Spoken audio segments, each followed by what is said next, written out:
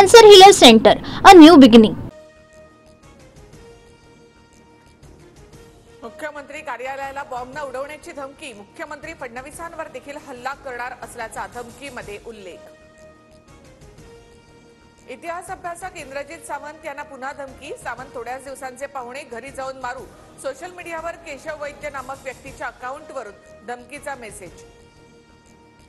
राज्यातल्या जवळपास 500 सरकारी सेवा आता व्हॉट्सअॅपद्वारे मिळणार, सरकारचा मेटा कंपनीशी करार, मुख्यमंत्री फडणवीसांची माहिती.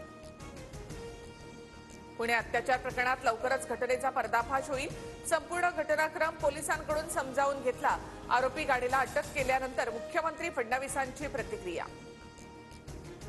पुणे अत्याचार प्रकरणातील आरोपी दत्तात्रय गाडेची आज कोर्टात हजेरी, आरोपीची व्हीसीद्वारे सुनावणी घेण्याची पोलिसांची कोर्टाकडे विनंती, गाडीला 70 तासानंतर गुन्हाड गावातून अटक. पुणे कोर्ट परिसरामध्ये महाविकास आघाडीचे कार्यकर्ते जमले, आरोपी दत्तात्रय गाडेवर बांगड्या फेकण्याचा कार्यकर्त्यांचा प्रयत्न, आंदोलनकर्ते पोलिसांच्या ताब्यात, स्वारगेट परिसरातील अत्याचाराच्या घटनेनंतर संताप. आरोपीकडून आत्महत्येचा प्रयत्न, प्राथमिक वैद्यकीय अहवालात आरोपीच्या गळ्यावर जखमा, पुणे पोलीस आयुक्त अमितेश कुमार यांची माहिती. अटक होताच आरोपीबद्दल अनेक धक्कादायक खुलासे, आरोपी स्वतःला पोलीस सांगून मुलींची ओळख करायचा, याआधी आरोपीकडून 2 तरुणींना आपल्या जाळ्यात अडकवण्याचा प्रयत्न. आरोपीची संपूर्ण चौकशी केल्यानंतर सर्व समोर येईल. पुणे अत्याचार प्रकरणातील आरोपी दत्तात्रय गाडेला अटक केल्यानंतर पालकमंत्री अजित पवारांची प्रतिक्रिया.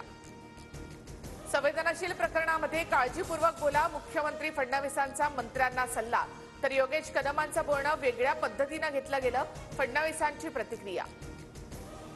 कितीही डुबक्या मारल्या तरी गद्दारीचा शिक्का पुसला जाणार नाही, शिंदेंच्या प्रयागराज दौऱ्यावर ठाकरेंची टीका, तर बाळासाहेबांची शिवसेना आणि विचारांसोबत ज्यांनी बेईमानी केली त्यांचं पाप धुण्यासाठी प्रयागराजला गेलो, शिंदेंच्या ठाकरेंना प्रत्युत्तर. उद्धव ठाकरेंनी आरसा बघावा, ठाकरे गद्दार म्हणतात, जनतेनं मग गद्दारांना निवडून दिलं का, फडणवीसांचा उद्धव ठाकरे यांना सवाल.